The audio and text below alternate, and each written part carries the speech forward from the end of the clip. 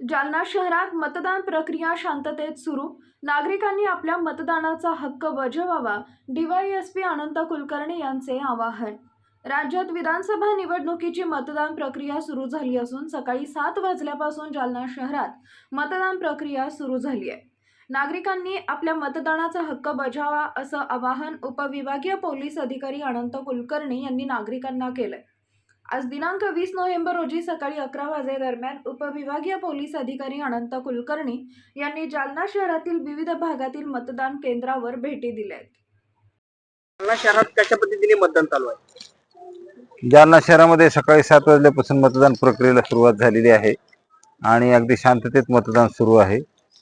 आम्ही आमचा बंदोबस्त सर्व ठिकाणी पोहोचलेला आहे, अलर्ट आहे, कुठेही काही गोंधळ नाहीये आणि अगदी शांततेत मतदान सुरू आहे. नागरिकांना काय आवाहन करा? नागरिकांना आव्हान हेच आहे की आपला मतदानाचा हक्क आपण बजवावा आणि शांतता अबाधित ठेवावी.